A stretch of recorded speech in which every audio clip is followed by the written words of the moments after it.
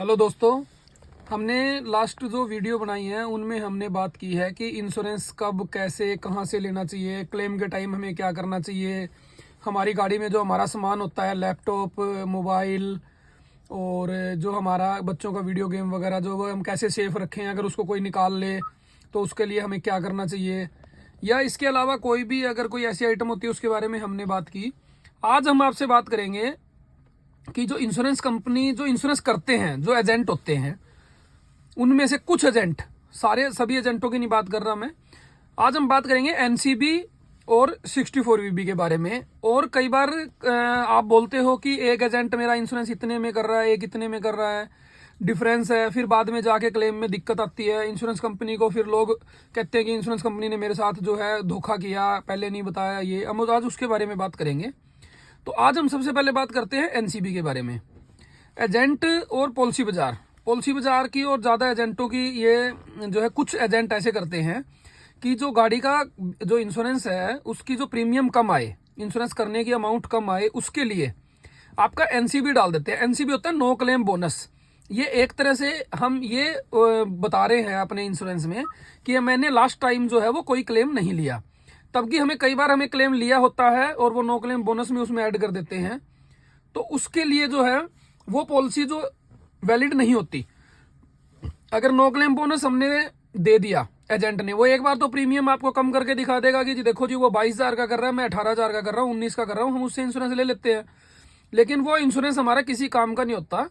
अगर in future अगर बाद में हमें कभी भी कोई क्लेम करना पड़ गया, या कोई गाड़ी हमारी चोरी हो जाती है, या टोटल लॉस हो जाती है, या कोई क्लेम आ गया गाड़ी पे, कोई डैमेज हो जाती है, तो उस जगह जाके फिर इंश्योरेंस कंपनी इंक्वायरी करती है कि लास्ट ईयर जो इनकी पॉलिसी थी वो कौन सी कंपनी की थी और इन्होंने क्लेम लिया था या नहीं लिया था। वो उस कंपनी के रिकॉर्ड में अगर क्लेम निकल जाता है तो वो आपकी जो पॉलिसी है वो वैलिड नहीं मानी जाती। उस स्टेज पे आके फिर हमें कॉम्प्रोमाइज़ करना पड़ता है इंश्योरेंस कंपनी के साथ। वो जैसे बोलते हैं 75-25 क्या पे करेंगे, 75 देंगे, 25 हमारा डिडक्ट कर लेंगे।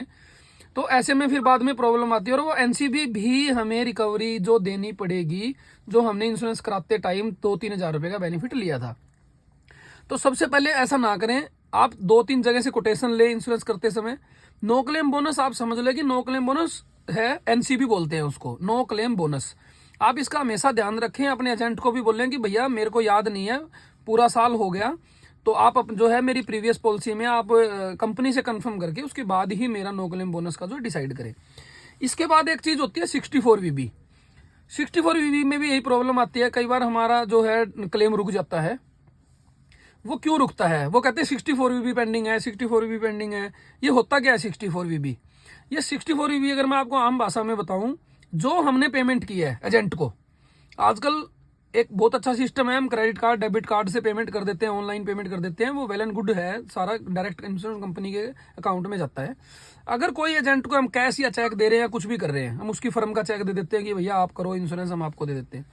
उस एजेंट ने, इंश्योरेंस करने वाले ने आपसे पैसे लेके वो इंश्योरेंस कंपनी में कब सबमिट किए हैं या नहीं किए। आपको एक बार पॉलिसी जनरेट हो जाएगी, फिर कंपनी देखेगी कि इस पॉलिसी जो हमने जनरेट की थी ऑनलाइन, इसकी तो पेमेंट आई नहीं हमारे पास, तो वो अपने सिस्टम में जो है पॉलिसी वो कैंसिल कर देते हैं 1 वीक के बाद। फिर अगर हमारा 1 महीने 2 महीने बाद या 6 महीने बाद हम तो ये सोचेंगे हमारा इंश्योरेंस है, कल को अगर कोई क्लेम आ गया कुछ हो तो हमारी जो गाड़ी है वो बिना ही इंश्योरेंस की होती है।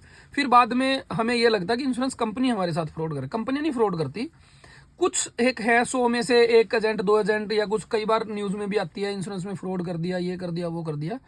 तो आपने हमेशा ये ध्यान देना कि अपनी जानकारी में इंश्योरेंस कराना है। कोशिश करो जिस भी मैन्युफैक्चरर की गाड़ी आप यूज कर रहे हो, आप उसी मैन्युफैक्चरर से ही इंश्योरेंस कराएं। इसमें आप ही का बेनिफिट है। और आपने अगर मेरा चैनल सब्सक्राइब नहीं किया तो प्लीज़ सब्सक्राइब कर लें। Thank you so much.